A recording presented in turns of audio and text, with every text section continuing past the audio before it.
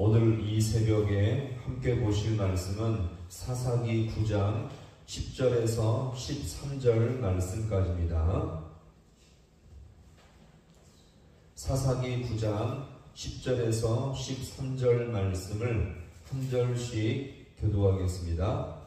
나무들이 또 무화과 나무에게 이르되 너는 와서 우리 위에 왕이 되라 하매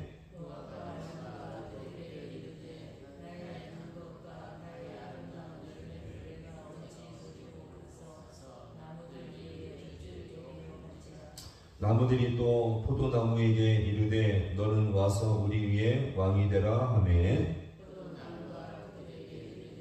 하나님과 사람을 기쁘게 하는 내 포도주를 내가 어찌 버리고 가서 나무들 위에 우쭐 내리요 한지라. 아멘. 할렐루야.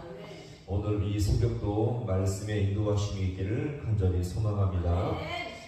요담은 자신의 형제들 70명을 부당하게 잔인하게 죽인 후에 왕이 된 아비멜렉에서 살아난 유일한 자였습니다. 그리고 이 억울하고 잘못된 실상을 아비멜렉을 지지했던 이 세겜 사람들을 향해서 말을 하는데 직설적인 표현보다는 비유를 통해서 나무의 비유를 통해서 깨닫게 설명을 해왔죠. 자, 지난 시간에 우리가 보았던 내용은 나무들은 자신의 왕을 세우고자 제일 먼저 어떤 나무에게 제시했습니까? 감람나무에게 제안했습니다. 이 감람나무는 충분한 자격과 조건이 있었지만 그는 이 왕의 자리를 거절했습니다. 그 이유가 무엇이었을까요? 나는 왕이 되는 것보다 내 기름으로 하나님과 사람을 영화롭게 하기 때문에 이 모든 것을 거절했던 것입니다. 사람들에게 인기와 영광을 받는 왕보다는 하나님을 영화롭게 하는 것이 훨씬 더 소중하다. 이런 자부심이 있었음을 여기서 보여줍니다. 이것이 우리 성도의 삶임을 기억하시기 바랍니다. 그러자 이 나무들은요, 다른 나무 가운데 왕이 될 나무들을 찾기 시작했는데 감람나무 다음으로 찾은 나무는 어떤 나무였습니까? 무화과 나무였습니다. 10절의 말씀을, 본문의 말씀을 함께 봅니다. 나무들이 또 무화과 나무에게 이르되 너는 와서 우리 위에 왕이 되라 하매. 아멘. 그들은 왜 이 무화과 나무에게 가서 왕이 되어달라고 요청한 것입니까? 이 무화과 나무도 충분한 자격이 있어 보였습니다. 왜일까요? 당시 무화과 나무는 가나안의 7대 산모로서 아주 요긴한 나무로서 평화와 번영의 상징이었습니다. 이 무화과는 자연 그대로 말려서 빵이나 술을 만들어 먹을 수 있었고요. 당시 아수르 사람들은 이 무화과로 음식을 달게 하는 용도로 사용했습니다. 이렇게 사람들에게 많은 유익과 혜택을 주니 이 무화과 나무도 충분한 어떤 자격이요? 왕의 자격이 있었음을 볼 수 있겠죠. 그런데 놀랍게도 이 무화과 나무도 왕의 그런 제안을 거절했습니다. 11절을 볼까요? 11절 같이 봅니다. 무화과 나무가 그들에게 이르되 나의 단것과 나의 아름다운 열매를 내가 어찌 버리고 가서 나무들 위에 우쭐 내리요 한지라. 아멘. 무화과는 자신에게서 나오는 무엇을 통해서요? 열매를 통해서 이미 많은 사람 앞에 유익과 혜택을 주고 있었습니다. 무화과 나무도 이것을 알고 자신의 삶에 만족하면서 이것을 삶의 보람으로 여기며 살고 있었던 거죠. 따라서 지금만으로도 충분히 사람들을 살리고 행복하게 해주는데 충분한 역할을 하고 있었다는 자부심과 소신이 있게 되었던 것입니다. 그러면서 오늘 이 주목할 것은요, 이 무화과 나무가 자신의 열매를 어떤 열매라고 말합니까? 나의 어떤 열매요? 아름다운 열매. 이 단어에 주목해 보시기 바랍니다. 여기서 나의 아름다운 열매는 지금 자신을 과시하거나 자신을 자랑하기 위해서가 아니라 자신의 삶에 하나님 앞에 쓰임받은 것에 대한 소신과 애착이 있었음을 여기서 우리가 보여줍니다. 쓰임받음에 대한 확신과 감사가 있었기 때문에 나의 아름다운 열매다라고 지금 여기서 표현을 하고 있었습니다. 오늘 저와 여러분이 쓰임받음에 감사하며 소신과 확신을 갖고 살 수 있기를 간절히 축원합니다. 그러자 나무들은 이제 아쉬움 속에서 다른 나무들을 찾게 되었죠. 마지막으로 찾은 나무가, 세 번째가 어떤 나무였습니까? 포도나무였죠. 이 포도나무에 가서 우리의 왕이 되달라고 요청했을 때 오늘 포도나무의 이 대답을 한번 들어보겠습니다. 13절의 말씀을 함께 봅니다. 시작. 포도나무가 그들에게 이르되 하나님과 사람을 기쁘게 하는데 포도주를 나무들 위에 우쭐 내리요 한지라. 아멘. 이 포도나무는 빨리 자라는 관목으로서 이스라엘을 영적으로 상징하기도 하며 평화와 번영을 상징합니다. 이 포도나무는 당시 물이 열악하던 이 중동 지방에 아주 귀한 음료수였고요. 말려서 건포도를 만들어서 먹기도 하며 이 포도주의 즙을 따라서 술을 만들며 때로는 사람들이 너무 아플 때 통증을 없애는 진통제로 이 포도주를 사용했습니다. 따라서 덥고 물이 없던 곳에서 이 포도주는 그야말로 이스라엘 백성들에게 삶의 전부와 같은 열매였죠. 따라서 이 포도나무도 충분히 왕의 자격이 있었던 것입니다. 그런데 이런 포도나무의 답변이 무엇입니까? 이 답변도 감람나무와 답변이 비슷하죠. 같이 해봅니다. 하나님과 사람을 기쁘게.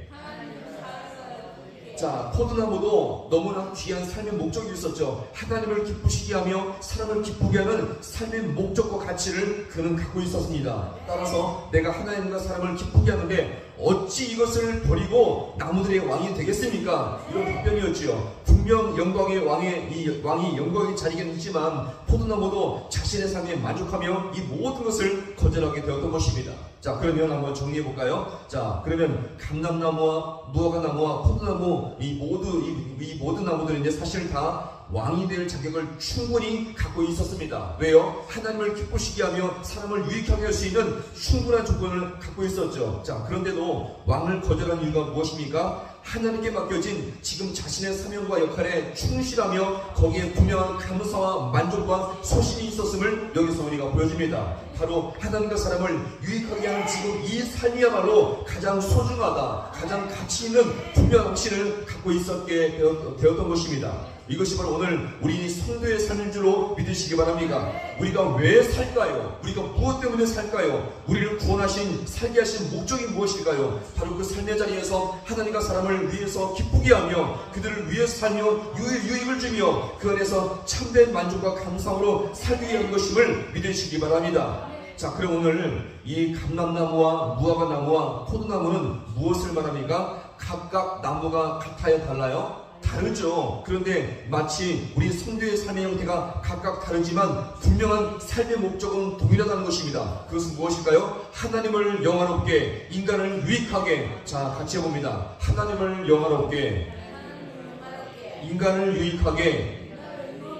나무가 다르듯이 우리 모든 성도의 삶이 다 다르지만 삶의 중요한 목적 중심은 같다는 것입니다. 하나님을 영화롭게 하며 인간을 유익하게 하며 이것을 위해서는 우리 모두가 더욱더 주님 앞에 은혜 안에 살 수 있기를 간절히 소망합니다. 그래서 은혜 안에 살아갈 때에 우리가 이 모든 것이 가능할 줄로 믿으며 더욱더 주님 앞에 기도함으로 말미암아 주님의 능력을 따라서 하나님을 영화롭게 하며 인간을 유익하게 살아갈 수 있는 우리 모든 성도가 될 수 있기를 주님의 이름으로 간절히 축원합니다.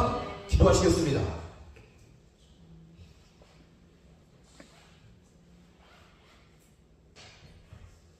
하나님 아버지, 오늘도 이 새벽에 우리를 불러주셔서 주의 말씀 앞에 서게 하심을 참으로 감사합니다. 내 스스로 잘 살기 위해서 우리 모든 삶이 가능한 것이 아니라 매일매일마다 하나님의 계시의 말씀을 따라 살아갈 때에 그 앞에 순종하며 겸손하게 주님의 뜻을 받들어 나갈 때에 그 안에서 진정한 주님의 도우심과 인도하심이 있을 줄로 믿사오니 우리가 더욱더 아버지 하나님 겸손한 마음으로 하나님의 말씀을 따라 나갈 수 있는 우리 모든 주의 성도들 되게 하여 주옵소서. 감람나무, 무화과나무, 포도나무를 돌아볼 때마다 하나님 각자 나무가 다 달랐지만 우리 모든 성도의 삶도 다 다르지만 삶의 중심의 목표는 바로 하나님을 영화롭게 하며 우리 모든 사람을 유익하게 하며 이것을 통해서 주님께 영광을 돌릴 수 있는 우리 모든 주의 성도의 삶이 되게 하여 주옵소서. 우리 부족하나 연약하오나 이 시간 이렇게 다시 한번 간구하며 주님을 붙들 수 있게 원하오니 주님 안에 거하게 하시며 기도로 말미암아 주님의 능력과 인도하심을 맛볼 수 있는 우리 모든 주의 성도들 되게 하여 주옵소서. 모든 것 주님 앞에 간절히 바라옵고 예수님의 이름으로 기도하옵나이다. 아멘.